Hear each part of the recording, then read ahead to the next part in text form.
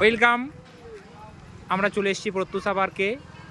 2023 সালে আমাদের পিকনিকটা বাকি ছিল।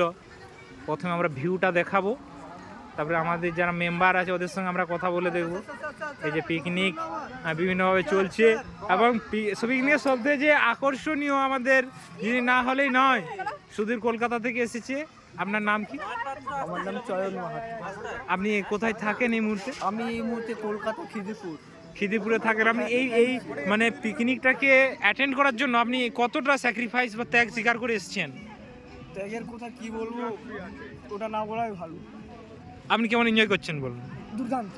আগের বছর হোক, হ্যাঁ হোক, অবশ্যই। মানে হাজার কষ্ট হলেও জিনিসটা হওয়া দরকার আছে। যেখানেই থাকি পৃথিবীর যে প্রশান্ত মহাসাগরের তলদেশে থাকলেও আসার চেষ্টা করতে হবে। আমরা লক্ষ্য করছি আপনি সকাল থেকে খুব নাচানাচি করছেন, আমি খুব এনজয় করছি। হ্যাঁ, খুব এন্টারটেইনমেন্ট। আপনি একটা জিনিস লক্ষ্য করেছেন কি, মানে এইখানে যতজন পাশাপাশি আছে সবাই আপনাকে আর চোখে হলেও তাকাচ্ছে। তাই কি? হ্যাঁ, খুব পপুলারিটির জায়গাটা আপনি কিন্তু নিয়ে নিয়েছেন। আচ্ছা। এক্ষুনি আপনি দেখতে পেলেন আপনাকে চোখের সামনে একজন কিন্তু কিছু গিফট করছে, বা একটা সৌজন্যমূলক সম্প্রীতির বার্তা আপনি এই বর্তমানে যে তৃতীয় বিশ্বের যে আমলে, যেখানে দেশে যেখানে যুদ্ধের সমষ্টি হচ্ছে, সেখানে আপনি কিন্তু সম্প্রীতির বার্তা প্রায় 15 মিনিট আধ ঘন্টার মধ্যে আপনি ছড়িয়ে দিতে চলেছেন। ঠিক আছে, এখন আপনি নাচছেন না কেন? একটু অফ আছে, বন্ধ আছে, মানে কিছুক্ষণ সবার সামগ্রিক ব্যাপারটা তো লক্ষ্য করতে হবে না। হ্যাঁ, সাউন্ড সার্ভিস। হ্যাঁ, সাউন্ড সার্ভিসটা একটু অফ আছে, চার্জের অভাবে ক্লিয়ার করে না। একটু পরে হয়তো আবার শুরু করব। ঠিক আছে, আমি আবার অন্যদের কাছে যাচ্ছি, আমি আসছি, আবার আপনার কাছে আসবো, আপনি আপনার যেতে চলে যান। তবে এটাই বলবো, আপনি স্টেজের চারিদিকে একটু মেকআপ করবেন। ঠিক আছে, এইদিকে চলে যাচ্ছি। সদীপ বাইরে ছিল অনেকদিন, মুম্বাই। সদীপ, আগে তুমি কোথায় ছিলে? আমি মহারাষ্ট্র। আমাদের পিকনিক 2019 সাল থেকে শুরু হয়েছে, তুমি 2024 সালে প্রথম এলে, মাঝখানে 2 বছর থাকিনি তো। মহারাষ্ট্রে তুমি কি করো মহারাষ্ট্রে? আমি ইলেকট্রিশিয়ান কাজ করি। ইলেকট্রিশিয়ান কি কাজ করেন? Mixer grinder. মিক্সার গ্রাইন্ডার কাজ। আপনি সারাতেও জানেন, বানাতেও জানেন? সব অলরাউন্ডার। ও, তাহলে কেমন লাগছে আজকের দিনটা? আজকে খুব ভালোই লাগছে, অনেকদিন পরে সব বন্ধুদের সাথে দেখা হলো। আগামী এক বছর হোক, আপনি চাইবেন? হ্যাঁ, চাইবো, মানে আসার চেষ্টাও করবো। আচ্ছা, একটু সমস্যা হচ্ছে, বিভিন্ন জনের সঙ্গে কমিউনিকেশনে হচ্ছে, জল আনা হয়েছিল নি, আবার একটু চার্জিং এর সমস্যা, তাহলে অনেক বাধা বিপত্তি। তা সত্ত্বেও কি বলবেন? সেগুলো না হলে পিকনিক মানাবে না। আচ্ছা, আর থাকলে পিকনিকের আচ্ছা, আপনি যেটা বলছেন যে এই পিকনিকটা আর 5টা দিনের মতো নয়, একটু বেনিয়ম হবে, একটু খাবার টাইম এদিক সেদিক হবে। ঠিক আছে, তুমি এনজয় করো, আমরা আসছি আবার বাকি মেম্বারদের কাছ থেকে। এইখানে আমরা চলে যাবো সাউন্ড সার্ভিসে আছে রিতেন বাবু, সুভাষিস ও বিশ্বজিৎ। রিতেন, তুমি কিছু বলো আজকের দিনে। এটা গান আমি শুনতে পাচ্ছি, আর কিছু সেরকম বলছেন না রিতেন বাবু। ঠিক আছে, এই জায়গাটা আমরা একটু পরে আসছি। এখানে সাউন্ড সার্ভিস তো এই যে দেখুন, হ্যাঁ, এখানটায় সাউন্ড সার্ভিসের একটা বিকল্প ব্যবস্থা রাখা হয়েছে। হ্যাঁ, প্রমিলার কাছে একটু পরে আসছি। Only 1 wicket.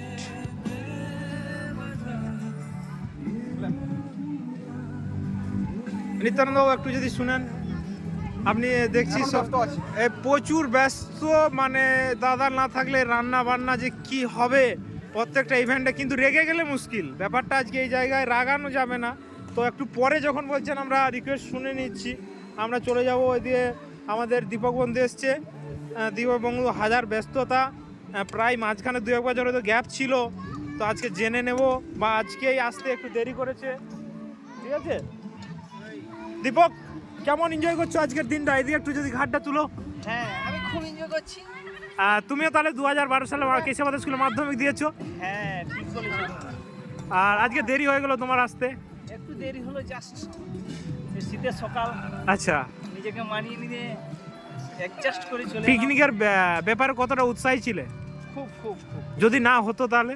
আরে না হলে খুব মানে গালাগালি করতাম তোমাকেই। না, সেটা আমরা অথরিটি তো সবাই, আমাদেরকে এগিয়ে নিয়ে যেতে হবে না। আর এবারে আমি খুব একটু মানে পেটুক জাতীয় ছেলে। আচ্ছা, সেই জন্য বর্তমানে একটা ডিম ছাড়িয়ে খাচ্ছি। না, ওটা কিন্তু তোমার প্রাপ্য ডিম ছিল। ওতে প্রাপ্য জিনিসটা যদি কেউ খায়, না হলে ছিনিয়ে নিতে হবে। না, তাহলে ওটা তখন পেটুক বলা যেত, এখন কিন্তু পেটুক বলা যাবে না। আচ্ছা, এখন তুমি কি করছো তাহলে? হ্যাঁ, বর্তমান খুব ব্যস্ত আমি। না, এখন তুমি কর্মজীবনে কি করছো?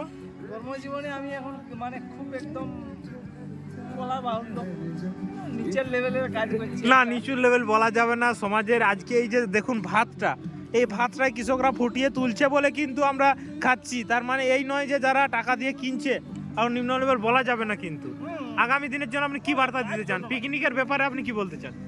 আরে এটা আমার চলে থাকুক, সব দিনই যেন আমি পাই বছরকে বছর। আরে বছরে একটা ছেড়ে দুটোই হোক, কিন্তু এতে আমি যেন পাই।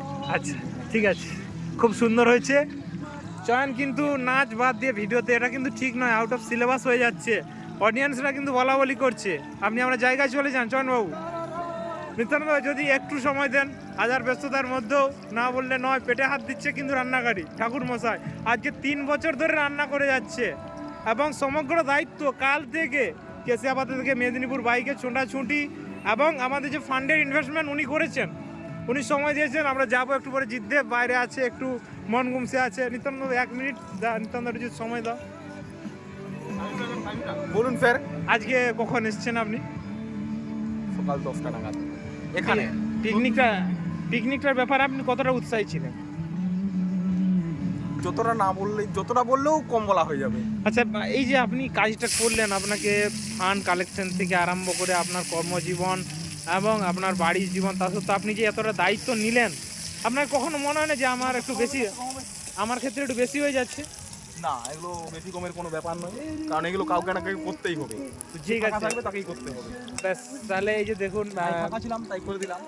নিত্যানন্দ রান্না করছে, আমরা একটু পরে আসবো, ভালো করে নেবো। আমরা সবার কাছে একটা ফ্রি ইন্ট্রোডাকশন আমরা নিলেন, চয়ন, দীপক, নিত্যানন্দ, জিতদেব। এই জিতদেবকে আমরা এদিকে এখন দেখে নেবো, ঠিক আছে? জিতদেব খুব উৎসাহী ছিল আজকে, সবাইকে সকাল থেকে একদম দায়িত্ব পালন করতে করতে একদম নিয়ে এসছে। তো জিতদেবের ইন্টারভিউটা আমরা এক পাশে নেব, এই সুন্দর লেখে এইদিকে যদি আসেন জিতদেব।